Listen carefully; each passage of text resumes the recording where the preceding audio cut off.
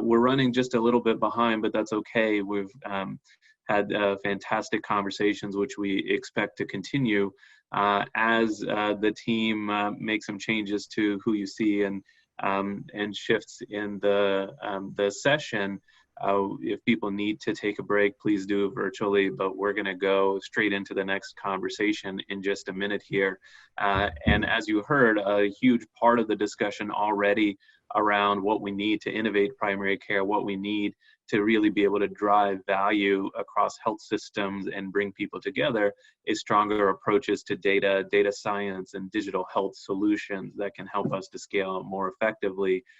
So what a great next topic for us to get to, which is the role of data science in driving innovation and driving value in health and healthcare. And to moderate that conversation, I'm going to turn this over to Dr. Joy Bosai, who serves as the Associate Director of Innovations in Healthcare and the Duke Global Health Innovation Center, and also serves as the Chief of Digital Health and Strategy for the Duke Clinical Research Institute. And of course, on the side, also as an entrepreneur with a digital health successful company. So again, a fantastic perspective across all of these parts of the ecosystem. So Joy, over to you. Great. Thank you, Krishna. I appreciate the intro, and what a great panel to go right before us to segue into our data science panel. So thank you all for joining us and taking the time to share insights with us during such a sensitive time. I'm excited to be moderating this panel today because not only data to me is at least fun and mesmerizing to look at times, but it's fundamentally important in a variety of ways. And so I'm looking forward to this discussion, especially given the diverse background of panelists that we have today that are represented in our panel. We have representatives from the pharma industry, two of our innovators doing groundbreaking work that you'll hear from, and big tech as well. And so I'd like to introduce briefly our speakers and then have them spend a couple minutes introducing themselves.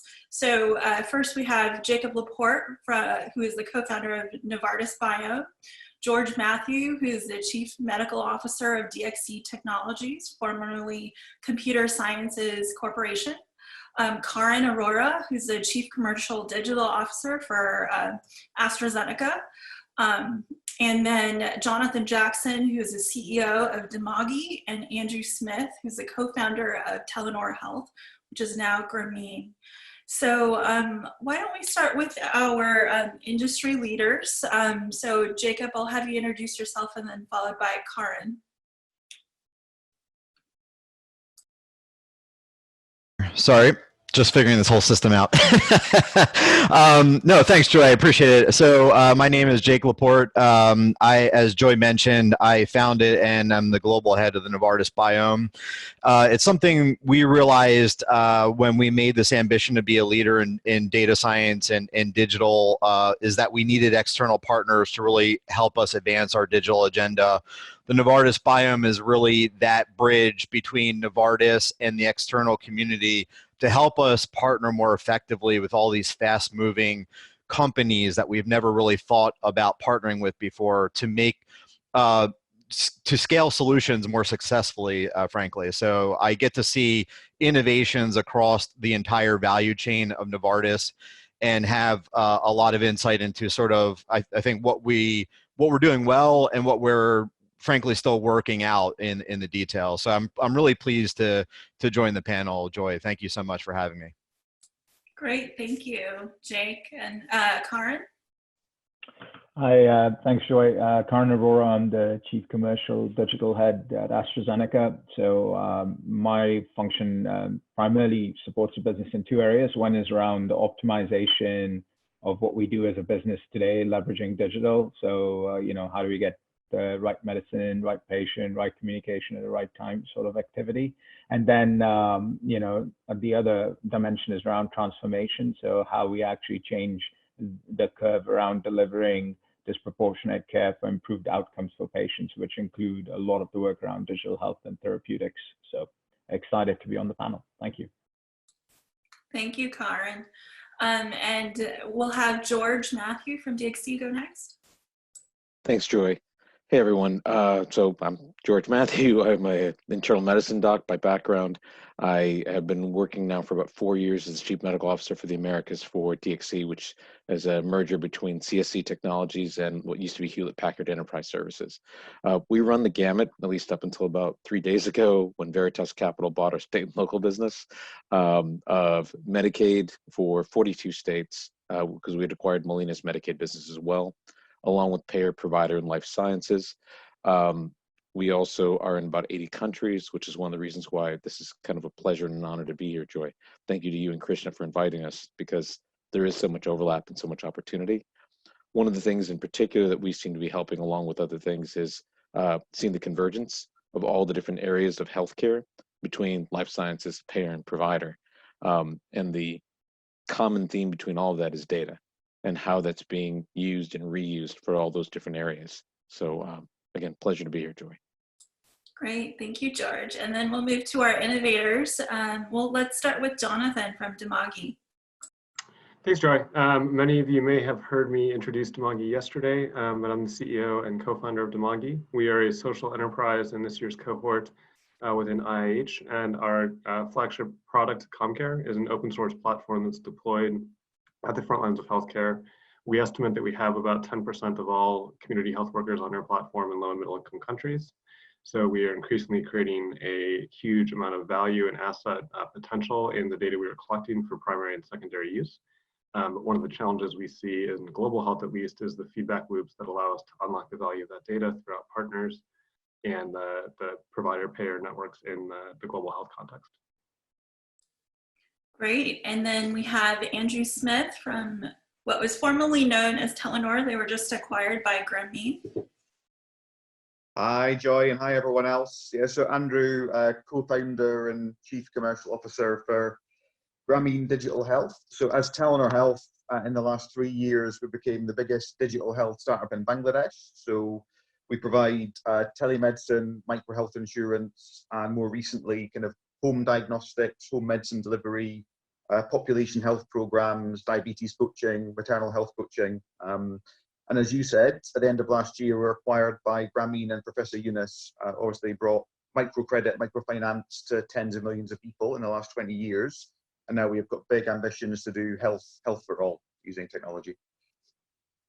Wonderful. I always love hearing from our innovators who are doing really groundbreaking research. Not research, but groundbreaking work. So thank you for joining us. I'd like to start off or kick off the panel with 2 quotes, and then briefly provide a brief overview of how we've organized the discussion. So the 2 quotes I want to leave the group with is basically, without data, it's like driving with your eyes closed. It's hard to tell where you're headed, and it's not easy to figure out the direction in which you're going. The second is, without data, it's likely an opinion. So how can we move beyond making claims to actually working to demonstrate impact? And so for today's panel, we've structured the talk into 3 broad categories in regards to how data science can be applied from the beginning to later stages for innovation. So the first is keeping it simple from the start. How do we build data design models that are feasible to implement, especially in resource-poor settings? The second is translating data into information. So you'll hear from our innovators on how they use data to drive action or interventions. And then we'll wrap up with avenues for partnership. So you've heard from the panel that was speaking earlier, is that how do we, once we collect all the data, how do we apply that information and engage with strategic partnerships to enrich the work that we're doing? So along these themes, we've asked our panelists to provide opening statements to set the stage for what are the biggest needs for their organizations. I'd like to start sort of in the same order, start with our industry partners, and then also have our innovators chime in thereafter. So Jake, do you want to start with an opening statement for what the biggest needs that you have seen Yeah, Joy, happy to. And I think those quotes are so emblematic of some of the challenges, some of the opportunities in data, but some of the challenges that we have. And I think the biggest challenge we have, and I think the reason why we believe we've really only seen pockets of opportunities within leveraging data science for insight within healthcare, particularly within the pharmaceutical industry, is because you need data for insights. And the problem that we see is these data are often siloed across not only different organizations within a particular company, but across different value chain participants in general, right? And there's really no agreement on how to bring these data together in common models, how to share the data appropriately. And that really presents a real issue for us to really leverage data science as effectively as we think we can. So the key challenge for us is really trying to create a community that in a shared understanding of how to bring data together, how to share it responsibly, and then ultimately how to analyze it for insight. So I'd say that those are our key challenges we really are thinking through on a daily basis. Great, thank you for the insight. And Karan, do you feel similarly about it, or do you have different perspectives of how your organization incorporates or data? Yeah, I mean, I think Jacob said it well. I mean, he talked about the systems and the fragmentation component. Getting the infrastructure right is critical for use, and he talked about the process of making sure that it's insightful, because data by itself is not really useful. But I think one of the other things that we underestimate is around capability and definition of what the data is going to be used for. I think there's a fundamental gap in both on the business, to really explain what is the problem statement and the use case we're trying to solve for, versus trying to throw data at everything. So I think we have to get better in sort of our problem definition in order to leverage the data effectively. I think that's the only bill that I have, but otherwise fully agree with what Jacob pointed out. Right. And then George, you often say, and I hear from conversations with you in the past, is that garbage in is garbage out. So could you explain that a little further and describe the needs for your organization on behalf of DXC? Sure, and I'm going to throw an extra one in there. I apologize for taking advantage of my window. Yeah, I mean, there is a lot of overestimation as to the value of what people think their data is or is worth, and we can get to the monetary value later, but just how good it is.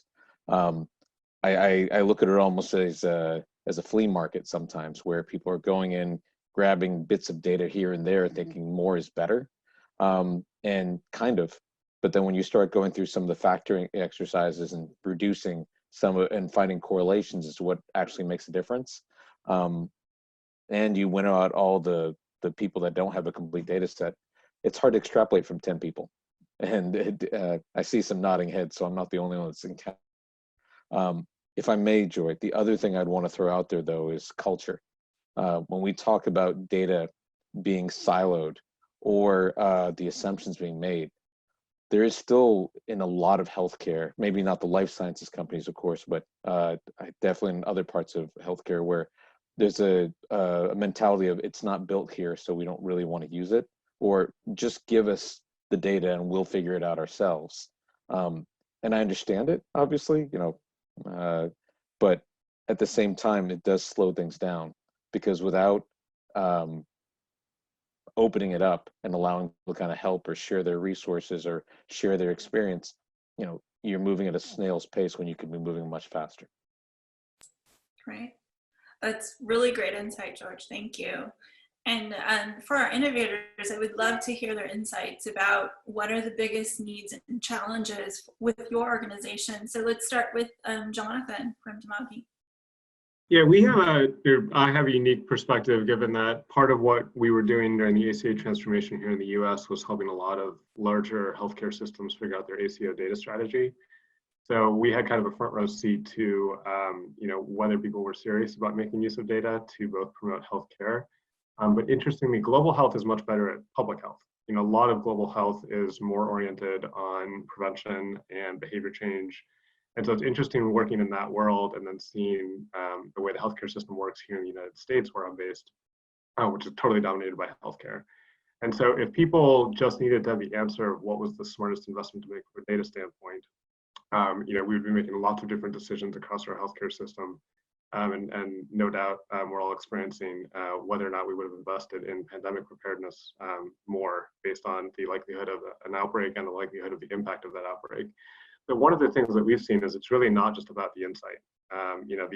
We can look at the data all day and determine what is a good idea, what is the most cost-effective intervention to be doing and whether that's scalable, but that's not how policies get made. That's not how decisions get made.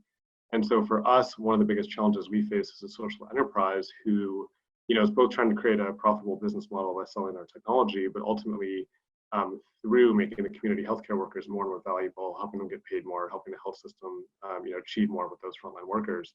We don't have access to the value chains that were alluded to earlier, where because we're producing higher quality data, better insights can get made and then better actions can be taken. And then we get into this positive feedback loop where then that incents us to get even better data and that.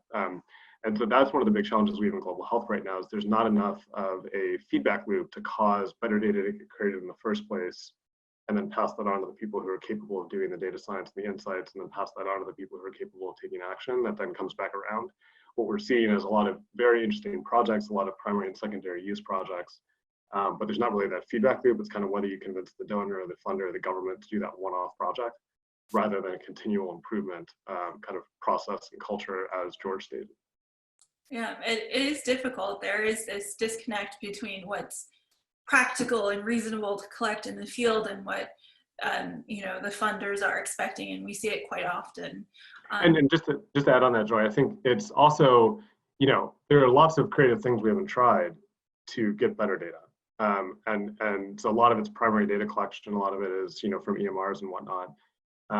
But because there's no market to get better, cleaner data, we haven't really innovated at the ways that can do this. Premise Data is a very innovative company that has, built their own team of people who can rapidly collect data in the field. And that's the kind of innovation that doesn't really exist in global health right now because there is no market force driving that innovation. Yeah, that is definitely a challenge. So Andrew, for Telenor now, Grameen, could you describe some of your biggest data needs as well? Yeah, so I guess the first thing is how we use it already. So through our kind of digital doctor service, we've done maybe 1 million primary care consultations last 2 years. So calls, app chat, video, and that data is key because obviously the doctor that has the first consultation with someone about their child's fever or elder parent kind of heart issues, when that person calls back 7 days later, 3 days later, 3 months later, it'll be a different doctor. So capturing all the data on the user so we can actually give a good second, third, fourth, fifth consultation is key to business. And we've had good success. You can now see people that have called in over a period of 18 months to kind of track their health. And we can now give advice on there's a repeat pattern here. Your child is having the same type of fever over and over. So is there something in the home environment? Is there dirty water somewhere? So we can give much more comprehensive advice. So I guess we're using data already. The challenge that we can see is the online and the offline integration. So everything in our ecosystem, the data is flowing nicely of the medical consultation, the medical record, the prescription for a diagnostic or for medicine. But as soon as it comes to that person going back into a community clinic in rural Bangladesh or a diagnostic center in a district town, they're totally off our system and we have no idea what they actually did. So I think what we're about to experiment with this year is how do we integrate that data capture from a community health worker who might actually work for someone else. They don't work for us. They might work for a health NGO or for a diagnostic lab. How do we integrate so that the test results are shared and our doctor that recommended they go for a test can then give the follow-up advice on what the test means. So it's, how do we integrate online, offline, the next challenge? Yeah, definitely. It sounds like, so data obviously is a huge piece in innovating However, I feel like sometimes it's an afterthought, and for better for worse. I mean, I feel like innovators are there to scale and provide a lot of services, and what the last thing we need is to collect data that is not reasonable, feasible, and as Jonathan mentioned, there isn't a marketplace yet to support those activities. So I'd like to hear from Karen and Jacob from an industry standpoint. What are some of the areas in where you feel like industry can support innovators in thinking about making feasible metrics to collect for you guys to evaluate, you know, when you're trying to partner with an innovator or practical? Karin, do you want to go first? I'm just conscious that I've been hogging the the initial time. So.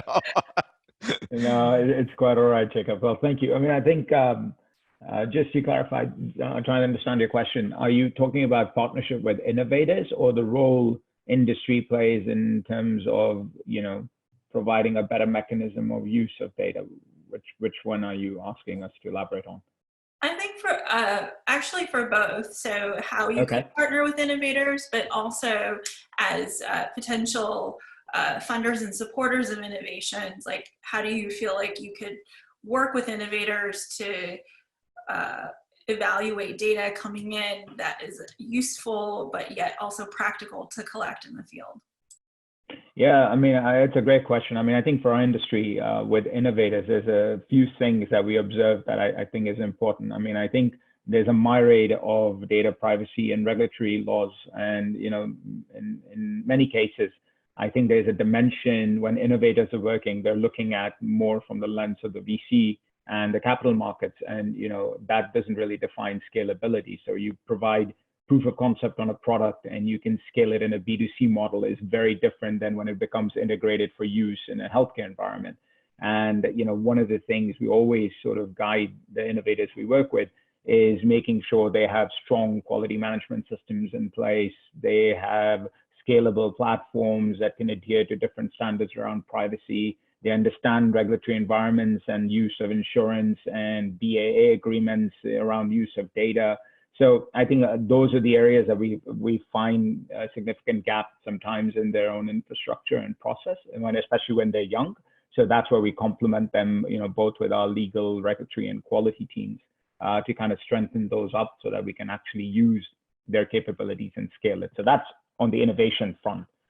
I think on the provider setting, you know, and partnerships, it becomes a little bit different because one of the things we see is a plethora of digital applications that are sort of coming out in the industry. And, you know, one gap we see is that, you know, they're not really being addressed in the workflow of the clinician, especially in a market that is heavily B2B in the US. So, which is very different than, you know, I think what Andrew was talking about in Bangladesh, where it's a heavy B2C model with no central pairs necessarily. And, you know, I think fragmentation on clinical workflows, where in the US, you have quite a bit sort of homogeneity in terms of providers owning the patients. And, you know, what you have to do is integrate the data and the insight as part of the workflow of treatment. And many times just having a B2C app that's sitting on the periphery outside that is providing insight, and you're expecting then either the patient for continued use or expecting the clinician to use the information when they're inundated with their own existing workflow, sort of limits scalability as well. So in that scenario, we actually work very closely to figure out how do we bring innovation into existing workflow and insights that are not disruptive to the care flow models. So hopefully that helps. Yeah, I think that definitely is a great point. It is making sure that it doesn't disrupt the workflow, but actually helps augment some of the operations. Yeah. Excellent. And Jake, any other thoughts on that? Yeah, no, a couple. I mean, I agree with everything that was just said. I mean, so the Novartis Biome, our cornerstone philosophy is actually supporting innovators so that they can put their best foot forward and really understand as clear as possible what our use case is for scale. So I agree with everything that Karin said.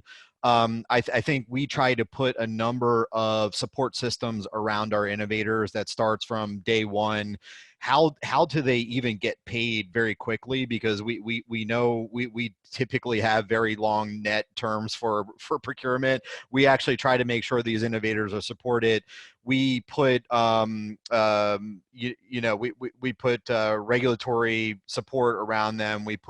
We're actually creating things now that are called data sandboxes, where innovators can access pieces of our data that are appropriate in an environment that's safe for everybody, so that they can actually fine tune algorithms or combine their data with that to see with our data with their data to see what happens.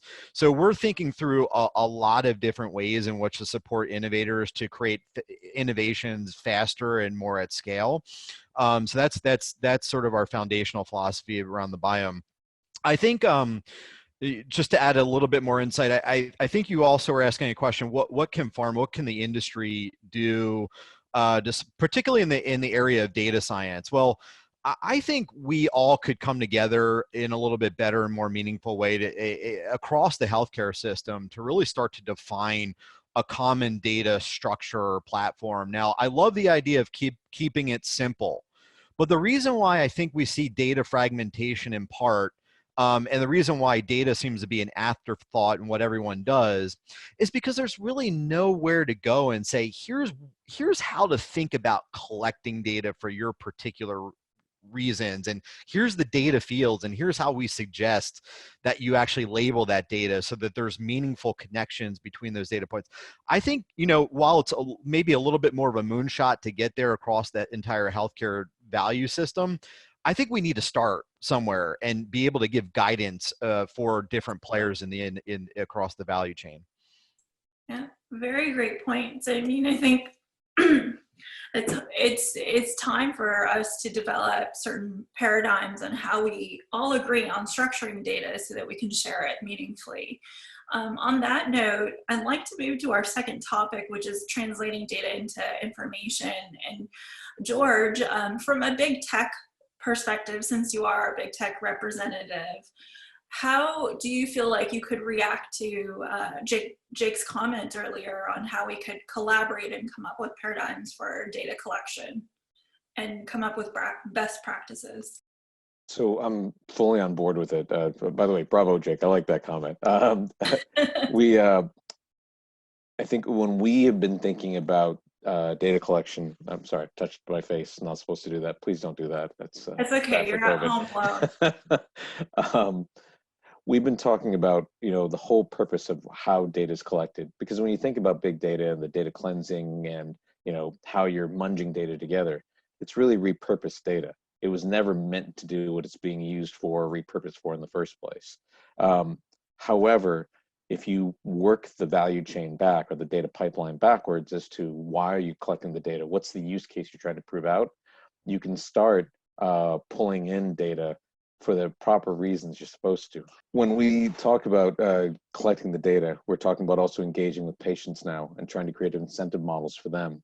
I mean, when we think about it, really, the issue is we want patients engaged with their health, and that means redesigning how that healthcare is delivered. And that also means the data collection aspect as well. I mean, why would you need data cleansing if you create the right incentive model to have patients collaborate and collect the data for you? That creates a better data set to work with, and hopefully, if the feedback loop is done properly, it'll come back and benefit those patients as well. Sorry about the delay in the answer, but that's where we're pushing everything. That's okay. Thank you. Those are great insights. It reminds me of some of the work that Grameen is doing. Andrew, you spoke about this. We had a conversation about this earlier, is how do you ingest data to provide a tailored advice for patients? And I was impressed that you have 5.5 million folks on your platform in Bangladesh, which is phenomenal. Could you explain how you use some of the data to tailor both your operations, but the care for patients on your platform? Yeah, exactly. So as you said, we've got your 5.5 million members so far, using both the microinsurance and the kind of primary care. I guess some of the things that we've been kind of doing in the last 6 to 9 months, which is how do you use the data to go beyond being a just a primary care service that is giving that frontline health advice and give more rounded kind of support on key conditions. So one area is, you know, if someone has called up with either for themselves or, you know, their elder parent symptoms or problems around blood pressure or, you know, kind of different kind of heart issues, well, how do we then refer and recommend them on to one of our like diabetes management programs? So we've got a couple of diabetes programs that when people enroll, they're managing their blood sugar and insulin, you know, maybe 25% of the time correctly. And after 6 months, it's up to 75%. But how do we use that initial data to kind of spot people that would benefit from programs, recommend them to programs, and then enroll them? And we've had good success in the last 6 months in doing that. But how do we then do that on other areas? So what are the, beyond diabetes and kind of healthy birth, which are the two that we started with, what are the other public health, population health challenges where from the early data captured by our frontline doctors or in our app with people's interactions in the app, how do we then refer people on to either our own programs or other people's programs on conditions? So I think so that we become genuinely the like, digital family doctor 360 rather than just one of the points of care that people interact with. And that does require like clever data integration. The other thing that's an opportunity is so going beyond medical data. So, you know, we're about to partner with the biggest mobile payments provider for, you know, digital finance in Bangladesh.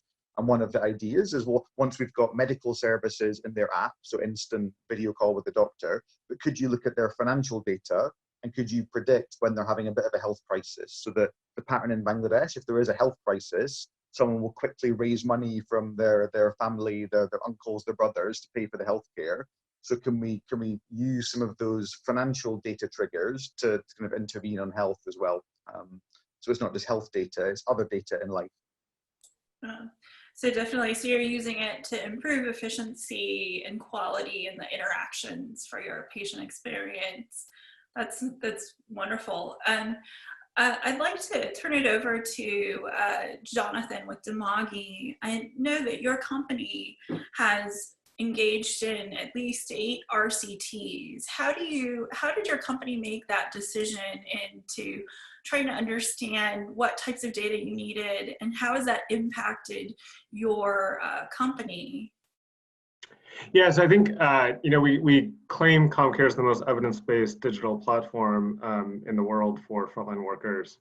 But each of those studies, you can throw a rock at a public health system, and if you over-equip the control arm, or sorry, the intervention arm with grad students and more training and a lot of care and feeding, you're going to get a result. So, you know, we are incredibly proud of the results we've had, but one of the reasons we are so rigorous with the research we do is we're some of the biggest skeptics of digital health in global health that there are. I mean, there's a wealth of information and experience of just, you know, systems that collect data for data's sake. No value is created upstream from the data. There's nobody to consume it. There's nobody to analyze it. Certainly, there's nobody to take action on it. So one of the reasons we are so rigorous about our academic partnerships and so proud of our evidence base is that we have taken a very judicious approach to how we think digital health can have an impact, and it's certainly not everywhere, and it's not all the time that it works. And even on CommCare's platform, we've done plenty of projects that have failed to create the value that we had hoped. You know, building on what Andrew was just saying and what a lot of the industry perspective is, that again, going back to the ecosystem from at least our perspective, we're typically funded by donors or you know, large multinational multilateral projects, and so there's a kind of table stakes need for evidence. But is that the driver of the project? Usually not. You know, it's combining with some other healthcare priority that the government has, or some other agenda that the bilateral, multilateral organizations have with respect to a specific disease area, which is great. And we you know, have built a huge amount of industry partnerships and academic partnerships, and so that evidence base is certainly helpful. But we have, you know, countless stories where we were doing a randomized control trial in a particular country, data was already collected, the write-up just had to be done, and the government still pulled the trigger one way or the other on moving forward before waiting for the results of the evidence. And then in a lot of cases, I think that is the appropriate decision, because the specific context in which the RCT was done is not going to apply as you scale the intervention. It's not like a drug that has a relatively clear, you know, pathway through the human body. It's a systems level intervention that's going to be multifaceted. And I'm sure Andrew's technology has, very wide impact depending on the patient population, the region of Bangladesh, the provider network that you have access to, just like it's true with ComCare as well, our platform. Wonderful. I think there's always a balance between being paralyzed by collecting data and also implementing in the field, because people are always stretched so thin already. And so I think doing our part as a community to understand how we can build a coalition together is always helpful. Go ahead. Sorry, and yeah, to add on that, I think as you said, there's the initial impetus for the project to collect that data, and again, the challenge that we're seeing in the market right now is usually forces can come together to get the project off the ground. The question is, what is the incentive to keep stretching the value 10% more, 10% more, 10% more? In the normal corporate sector, that works really well because there's P&L incentive and everybody's going to improve it. In the public health domain, it's a lot harder to keep everybody excited to keep eking out these 10% wins. They're looking for the next, home run project. And that is a huge challenge, particularly with data use, because like half the projects aren't going to work. And that's just reality. And it's going to take a lot of effort and a lot of time and then no value. But you got to keep that iterative cycle going to, get 50% of those to work, and all of a sudden you have 100% improvement over the course of a year. Yeah, definitely. A really great point. I'm keeping track of time, and I know traditionally this panel has usually tends to drum up a lot of questions, so I want to save some time for that. But I'd like to ask our panelists to provide a closing statement of what they want our audience, which includes innovators, funders, industry partners, like what is the comment that you want to leave them with? And so we'll start with Karin and Jacob, and then go to George, and then Jonathan and Andrew. Sure, I can kick us off if that's okay. I mean, first of all, this is an incredibly diverse panel, and I'm sure a diverse audience. I mean, I'm just amazed, at everyone you were able to pull together, Joy. It's been fascinating for me to be on here and hear different perspectives. That being said, I mean, I think there were some pretty interesting themes that cut across a lot of different comments. And one thing that's become clearer to me is we need to come together as a community to really support each other, define standards, define use cases. And I think it's imperative for the folks on the line and for Duke and all the things that you're doing to pull this community together to really think about what is the action that we can take. And one of the things that strikes me is I'm a big believer in these big programs that kind of are tantamount to the sort of the original moonshot, the original moon landing. How can we come together as a community to overcome something that seems incredibly challenging because we all have diverse opinions and diverse incentives? How can we come together now in this moment to really set some standards, to set some support, community support for each other to achieve amazing things that will benefit everyone in public health? So I'd love to pose that question on the audience and really think about what is that real action step that we can take to do this together. Wonderful, thank you for that. I'm sure we'll hear a lot more about this moving forward. So thank you for bringing that to light. Karin? Yeah, I'll probably just build on Jacob's comment, but do it in the context, of, I think we have to understand the economics and the business models more clearly. I mean, I think innovation, and I think Jonathan said digital health for digital health's sake doesn't really drive value. So I think being very clear on, the value chain, where the economics lie, who ultimately actually pays for the solution, where does it scale for what purpose is more important perhaps to think through before you actually go and invest in the technology and start building solutions or aggregating data. And I think sometimes, we meet a lot of partners who sort of have very impressive technology built and data ideas in mind, but they haven't thought about the business model and the economics. So my advice to everyone on this sort of panel is, spend time on the economics and the value chain, and that'll sort of lead to your answer of whether or not you have an idea that will scale in the future. Absolutely, great point. We see that a lot in healthcare where the end user is not necessarily the customer, so definitely important to think through. George, I hear a little one on the other line, so I think we'll move over to Jonathan really quick and then have you chime in afterwards. That sounds great. Yeah, so I think building on that, I think partnership is definitely a common theme that we're all highlighting as a need to move our field forward.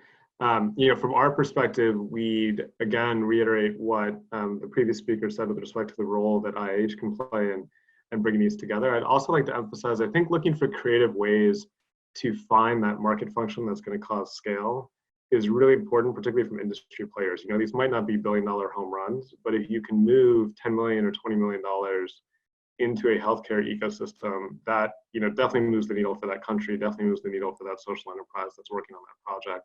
And it definitely, is typically too small to care about from a major pharmaceutical player.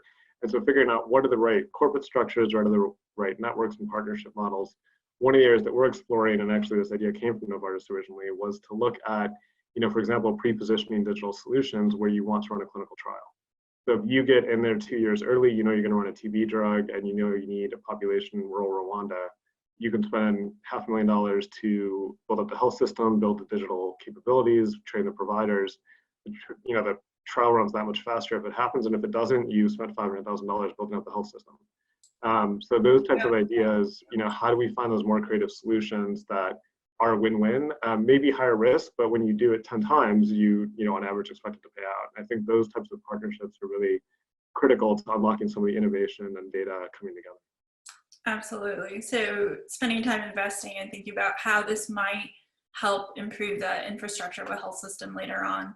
And ultimately, figuring out how to figure out the business model of the major healthcare players, right? Like that they can mobilize much faster than funders can if you can get connected into the commercial, value chain. So that's a much faster path to scale. Absolutely, absolutely. George? Yeah, I am kid-free momentarily, so I can speak. I want to leave the message with anyone listening to think about redesigning how you deliver care. And I say that from the point of view of, even in 2020, we think about how things are organized around the provider, the insurance company, no offense to anyone, the drug or pill. And it's not really around the patient. And that even goes with data science. I think, Karin, you had mentioned the point about the use case itself. Typically, it's cui bono, who benefits. If I'm an insurance company, I'm paying for the data use case, but that is to save money. I may prioritize healthcare, I might not, but that's what my business model is. I would ask, is because we are a global health conference, that we think about how to put the patient in the center and redesign from there how we start doing things like innovations, collecting data, collaborating with the patient. What I'm seeing in the US, and I think this is happening abroad too, are groups of patients are now self-mobilizing, creating their own digital platforms, collecting their own data, advising each other because they can't get to healthcare resources. And it's no different from the villages of the past. It's just now they have digital tools to do it. Let's leverage that. Let's work around what the patient has instead of trying to reinvent the wheel, because it comes off as paternalistic. And most importantly, engagement and experience all becomes an issue versus just leveraging what's already there and working around them. Great, thank you, George. And then we'll wrap up with Andrew. Any final comments? Yeah, really good session. I guess I saw the attendee list. There's a good 130 people out there. I can see from Mexico, Nepal, India, kind of elsewhere. So I guess the big thing for me is we know that there are solutions in different parts of the world. So whether it's how do you, as Joe was saying, whether you get kind of community health workers to be the front line for much more complex interventions, whether it's kind of plugging a digital solution into a diagnostic lab, or a pharma company that wants to kind of do a patient support program, how these things connect and how the patient experience is connected. So it's not about the data flowing, because a patient doesn't really care about the data. It's how is the patient experience improved by connecting these things? How are we helping them or their spouse, husband, wife, or children or parent? How are we helping them get better care because we're joining up part A with part B with part C in an intelligent way that helps them achieve what they want, which usually is, you know, happy, healthy life for husband, wife, kids, or parent, not something kind of clinical and medical. So I think, yeah, joined up care where we're improving the patient experience. That's what we need to work on. Absolutely. I think we're all firm believers if we put the patient first, everything else will hopefully fall into place when we do things thoughtfully. Wonderful. I know that we're at time, and I'd like to turn it over to Krishna to see if we have any moments for Q&A at this point. I know we're running a little bit behind schedule. Yeah, thank you, Joy, and thank you to everybody on the panel. That was a fantastic conversation. Unfortunately, I think we have to move on at this point in time, but for all of our participants, we're curating the questions as they come in, including the ones that we don't get a chance to get to right away. So we'll be re-engaging with all of our speakers and panelists to get their take on some of the specific questions that have come through, which are also quite timely, and we'll be posting those back out. I'd say secondly, the Whova app is available with lots of engagement already happening. So please also take those questions and topics and conversations, not just to the speakers, but to all the other participants, because we're going to test that as another digital platform to try to have smaller groups with conversations. But let me take this opportunity to thank Joy for the great moderation and the conversation, and all of our speakers from different perspectives, I think helping us to better understand the value of data science, how it might be best applied in the digital health space and into the health and global health sectors more broadly. So thank you all for that. And I look forward to lots of additional conversations in that space as we go.